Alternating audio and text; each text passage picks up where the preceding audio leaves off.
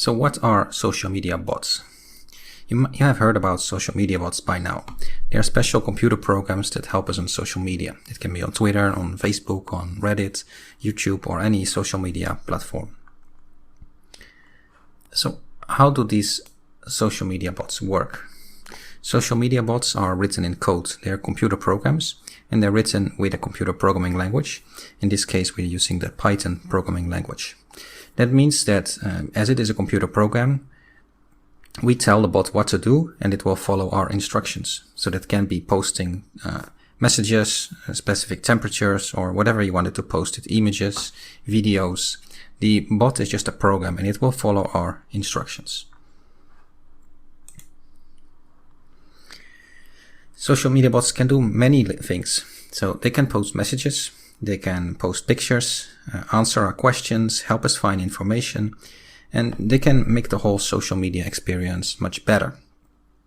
So basically the social media bot can do everything that the platform allows and whatever you make it to do.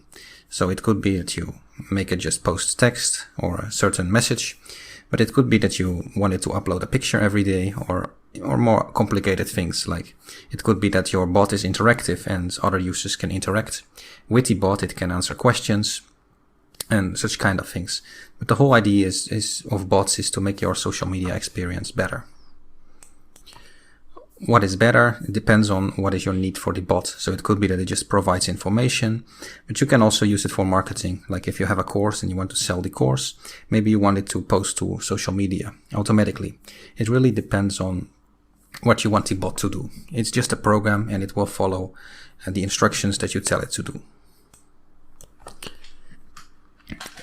Making your own social media bot is fun and it's also easy to learn, and it's a fun way to get better at a programming language. So do you want to make a cool bot together? Let's do it. In this course, we'll be using the Python programming language to create a bot. You should already know the Python programming language, but if you are not familiar with the programming language, you should still be able to follow along doing all the steps, and you will have a working social media bot by the end of this course. Thanks for watching this video, and I hope you learned something new today. So don't forget to give it a try and program your own bot, and that does whatever you want it to do.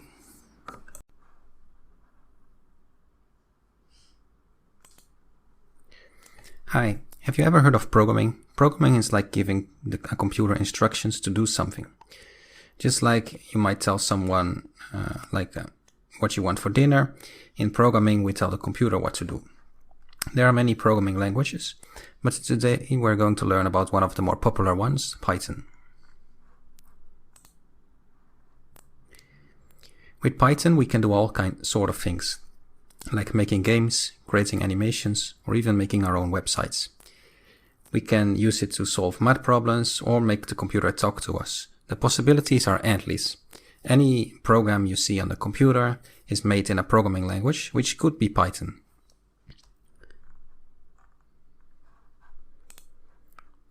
So we use Python by writing commands, so-called code, and then run that code. The computer takes the code and uses it to do what we tell it to do. So we cannot speak English to the computer. We must write in code, in this case Python code, and then the computer will obey those commands.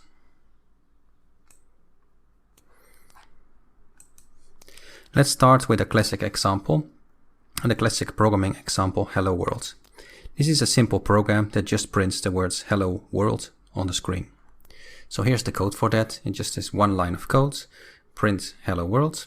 Notice that the text is between quotes. So you'll see here, any text you have must be between quotes. And we are telling the print command, and that will output it to the screen. Now, this is the text itself, and it must be between brackets. So when you run this code, this Python code, the computer will print Hello World.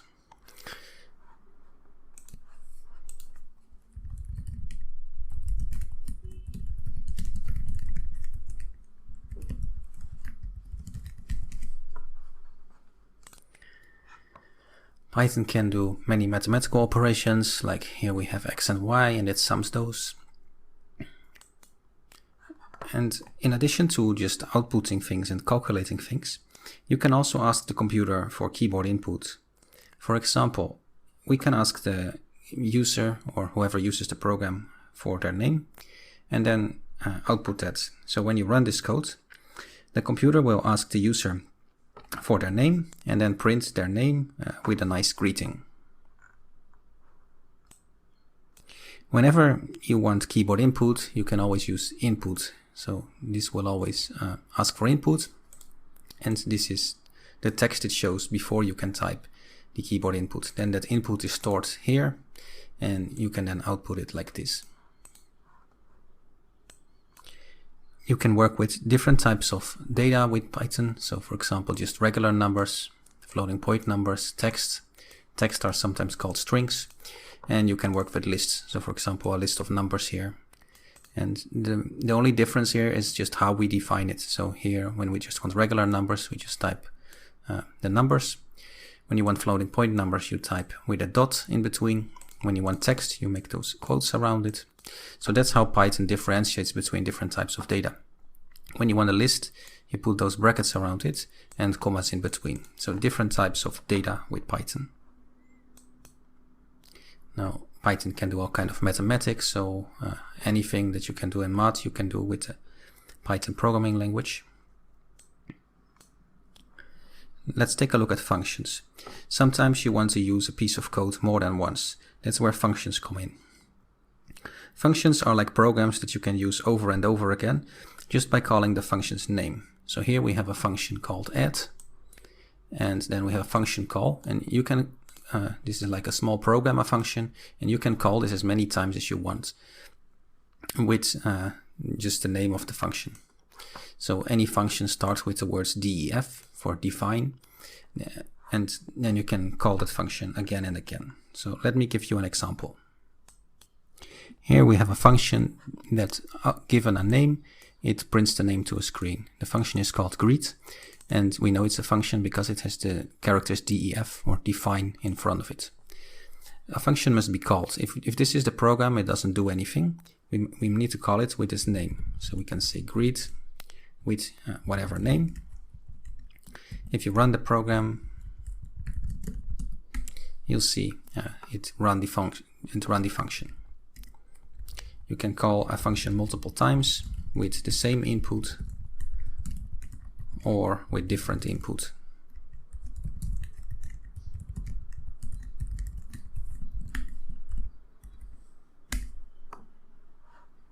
So you'll see the function has now been called 5 times, which matches the program where we call the function 5 times.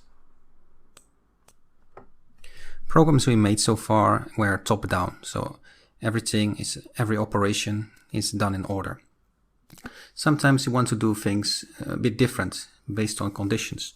For example, we might want the computer to print too hot if the temperature is over 80, or just right if the temperature is between 70 and 80. You can do that with the so-called if-then statements. So here we have a simple program that says if x is greater than y, then it does this code. If it's not x is not greater than y, then it won't do that code. Now you can also repeat code. So if you have a line of code that you want to repeat, for example with numbers, then you can use a for loop or a while loop that will repeat lines of code. Now it will only repeat the lines of code that have 4 spaces before. So you'll see these have 4 spaces before. That's why they get repeated. So the first control flow block, that is only do something if something is true. The next blocks are for repeating code. So 2 different ways to repeat code. So you can imagine if you want to print the numbers 1 to 1000, you could use the print statement 1000 times, or you could use a for loop or while loop that does it, that repeats the code block automatically. Python has a lot of built-in functionality, but sometimes we want to use functionality that isn't built in. So that's where modules come in.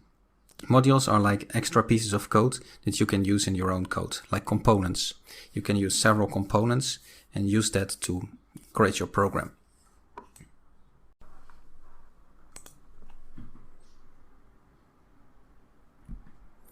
Hi there. Today we're going to learn about APIs.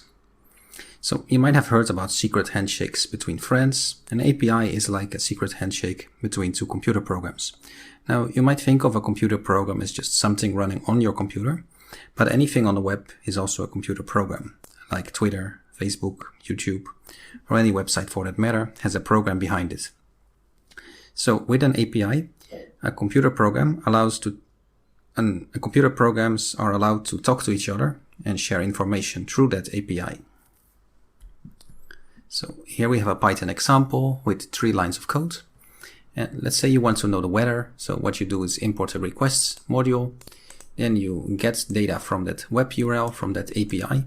See API here on the openweathermap.org. Then it gets a response. And when you output that response, you know the current weather for, in this case, London, UK, was inside that link. So that is an example of how you can use an API. So why would you use an API? Well, you want to communicate with many things on the internet. It can be social media or anything else, or even another computer program. Then when you have an API, you can access all of its functionality without having to worry about all kind of other complexities. You can just worry about your program. So let me give you an example. Let's say you want to make a new video game, and the video game needs to know the information about the current weather. Well, you could try to write code that contacts the weather station and then inside the weather station convert from Fahrenheit to Celsius or vice versa and check the units and check the geolocation and all that. But that quickly gets very complicated. And so what you could do instead is communicate with an API. That's an API that is like a software running somewhere that you can communicate with. And then through that communication, you can then access whatever information you need from other software programs. So it makes it a lot easier when you use APIs. APIs are also used in social media. So all of these social medias have a different API. For example, Reddit, Twitter, YouTube, Facebook, and any social media network you can think of. And they have an API. For example, you can use an API to post a message on Twitter from a computer program, from a Python program. You can do the same thing for Reddit. So you can post something to Reddit using the Reddit API. And so it's like the connector between your program and the social media network is the API. So you can think of it like a connector or a secret handshake that lets you communicate with those software platforms. So by using the API, you can easily share information to the other platforms and get information and do all kind of functions. So there's a lot of functions available and they're different on every platform. For example, posting on Reddit, posting on Twitter. But on Reddit, for example, you can also get information from a subreddit, which is specific for that platform. But you can access all of the publicly available functions and you can use that to create your bots. Now, APIs are not only used in social networks, so they're used in many different websites. And also outside of websites, they are used, for example, they can be used for certain electronics or other things. So in summary, APIs are like secret handshakes or connectors between two computer programs.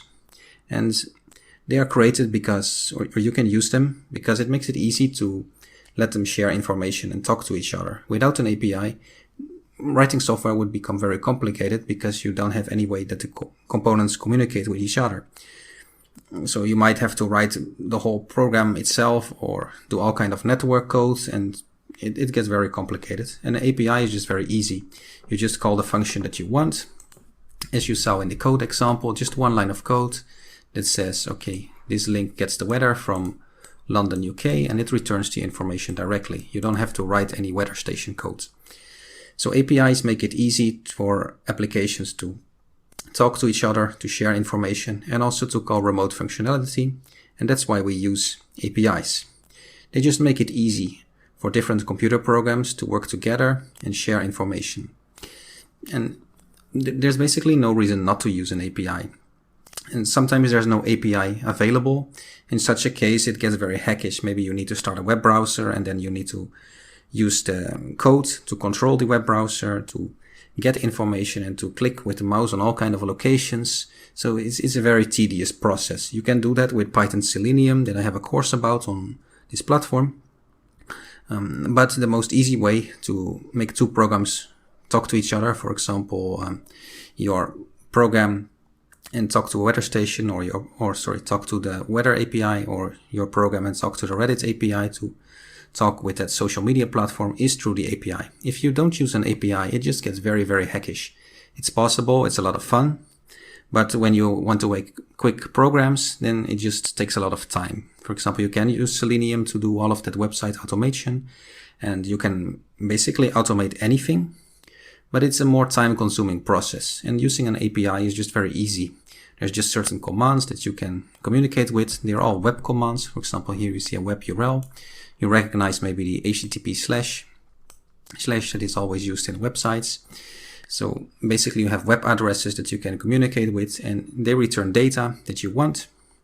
In this case, London, UK is in the web link. And then you get a response. Now, most APIs, they also use an API key to access their API. So there might be just public calls, so without API key. But for most actions, like in Twitter posting a tweet, or on Reddit posting a new Reddit post, or any other social media action, they most likely use an API key, which you need to get to interact with the API.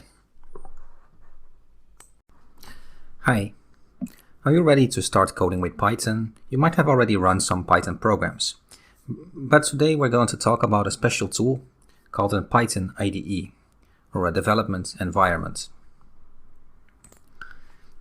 An IDE is a special tool that makes Python coding easier and more fun. So what is this IDE stuff all about? Or why would you use it? An IDE stands for Integrated Development Environment. Now, a lot of complex words, but basically it's a software app, or just an app that lets you write Python code. And it's a special app because it makes writing Python code easier. So you can use an IDE if you want to write code faster and with fewer mistakes. And it has all kind of tricks to make you make less mistakes and make programming easier.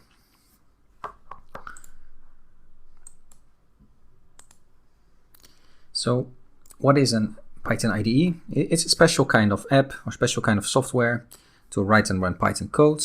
Just like if you were to draw something, you might have a drawing notebook where you put your drawings. If you write things, you might have a special notebook for your stories. And a Python IDE is like a special notebook for writing code. It's more than a text editor, because a text editor is just black and white screen, for example, Notepad, and you can just type code there. But it's not really made for writing code. It's the wrong tool for the job. And just like when you have a car wheel, you can't use it on a bicycle. Or maybe you can, but it's not very practical. And so there are special software created for programming. And those are Python IDEs. So many different programs for that. And we'll take a look at some of these programs. And you'll see some of them on the screen here, like Spider, PyCharm, which is a very popular one. You have Eclipse here, Anaconda, and many different IDEs. Now, one of the simple IDEs is Idle. It usually comes with Python. So it's a very simple IDE. You can use this idle program to write and run code. As you see on the right there, the person wrote some code here and it got some output. So you can use it. And you'll see it also has some coloring here. So it makes it a bit easier to read than just black and white screen. So Idle is a great choice if you are just starting out with Python and want to just try out some simple code. If you want to make more complex programs, that as we are doing in this course, then you are better off downloading some other IDE, for example, Visual Studio Code or any of the others that supports many more features. So Visual Studio Code is another IDE. You can use it to write Python code. This is also available for free. So all of these IDEs are available for free. You can download them from the internet and try them out on your own and see what do you like most. So this one has a lot of features. It has this coloring feature again called syntax highlighting. So depending on the function of the code, it has different colors. It can work with multiple files. You can see you can plot inside the IDE as well. And overall, it's just a very nice tool for writing code. But there are many IDEs available, so it really depends on what you prefer. So when you choose an IDE, think about what you use it for. Is it very, very simple? Maybe idle is enough. But more complex programs could be Visual Studio Code or PyCharm or any of the other programs. You can try them out on your own because you can download them for free, and it really depends on your own preferences. But whatever IDE you choose, you're on your way to becoming a great Python coder. And have fun. Happy coding.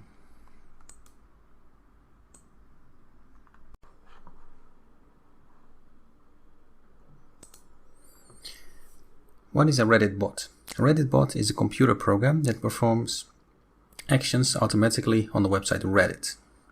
Just like you and me, a bot can read posts, make comments, and even post new things on Reddit. That can be text posts, but also link posts.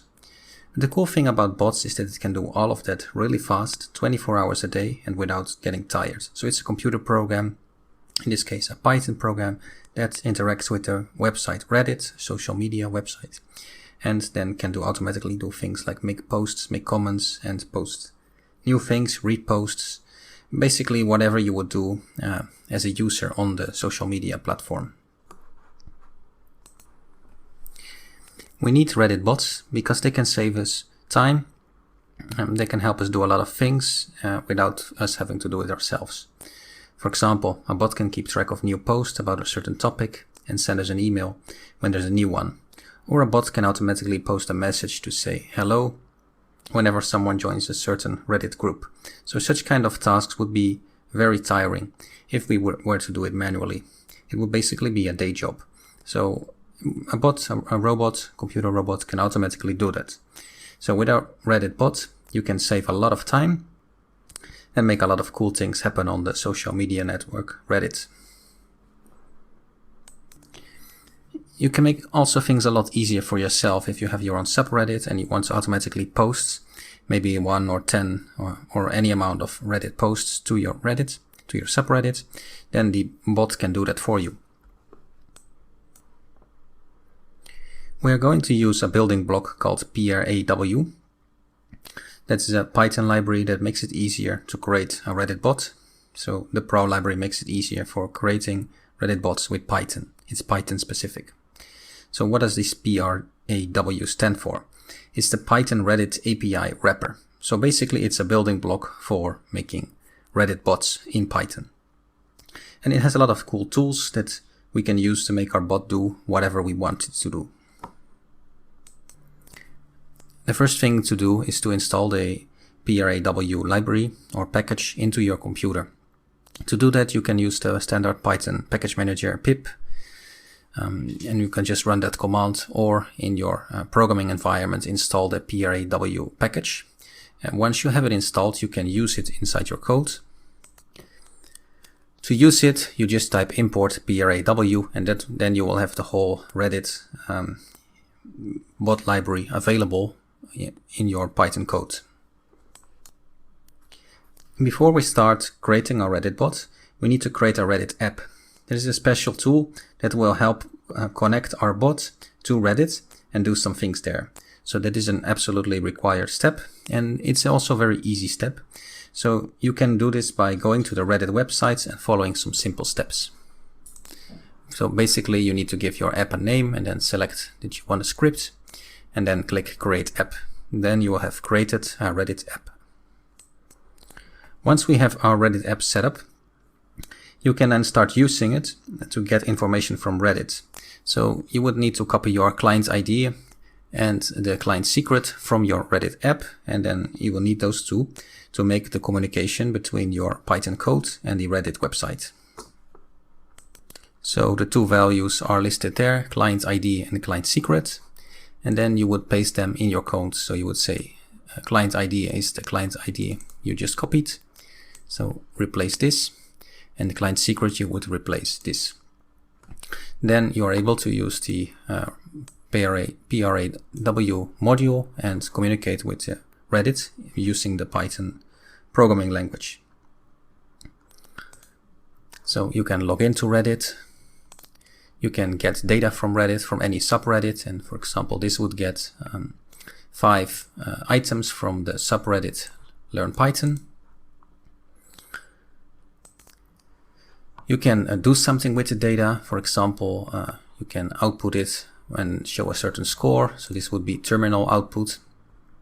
So you can get data just like on a Reddit website. You can read data. Your bot can read data from Reddit as well. You can add many more features with the PRAW libraries, for example, responding to comments, posting new submissions, or automating some tasks that you have. Now, posting to Reddit is very easy. So once you have those things done already, so once you have the client ID, client secret, you're logged in, you have already created an app, then you can just post to Reddit using the function called submit.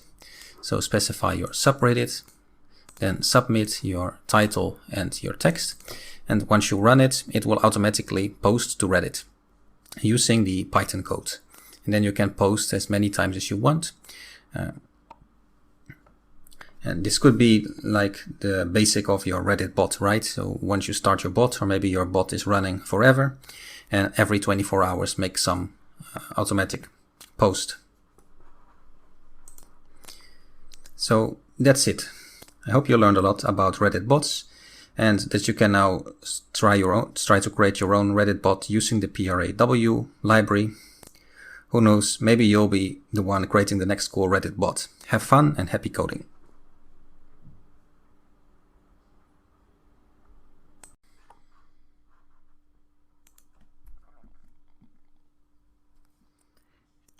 Hi there, we're going to learn about Twitter bots. So a Twitter bot is a special kind of computer program that posts messages on Twitter all by itself. It's pretty cool, isn't it? To make a Twitter bot, we need to use something called the Twitter API, or Application Programmable Interface. The API is a way for us to talk to Twitter and ask it to do things, like posting a message to Twitter. But you don't have to worry about all the complexity. It's a simple way to communicate with other software.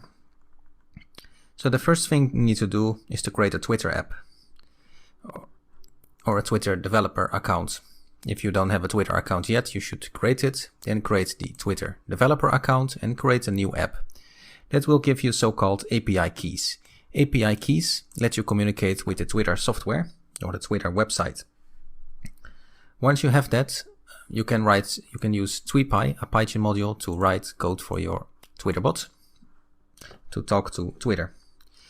And so let's talk about TweetPy. So what is TweetPy?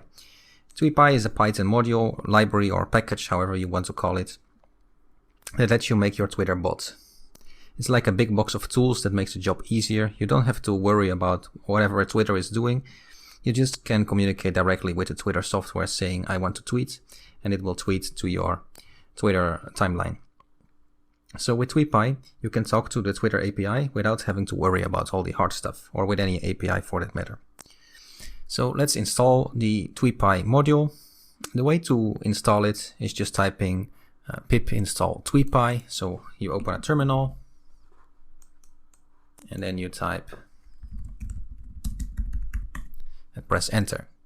That installs TweetPy to your computer. So that's it. You just use the pip package manager, the Python package manager, to install it. So it could be in this way. If you use an IDE like PyCharm, you need to do it inside the IDE.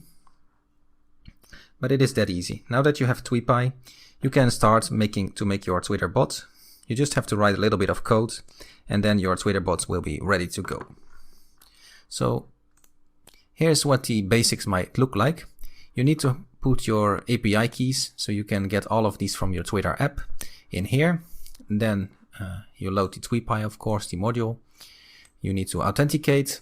So this is all your standard code. What you need to do is to replace all these values that you can get from the Twitter website. So if we look a few slides back, you'll see we need to go to the Twitter developer site to create a new app, and then you can get the API keys that you see here. You need those keys in your code, and then you paste them in here. So that is what it might look like. Then you are connected with Twitter, so you can create a new API object and start to post to Twitter with the function update status, and then whatever text you want to put onto Twitter, and it will then automatically do it. So that's it. Now this is the full an example of what the full program might look like. So now you have a Twitter bot that can post messages on Twitter all by itself. Cool, right? But one thing to keep in mind is that once you register on Twitter for to create an app, it might take some time because they review whether you're using it for legal purposes. Well, that sums it up for the Twitter app. So if we go back a few slides, these are the actual steps that you need to do to create a Twitter app, and I showed you the code on the last slide. So thanks for watching. I hope you learned a lot about Twitter bots and how you can use the TweetPy library to make your own Twitter bots. Bye for now.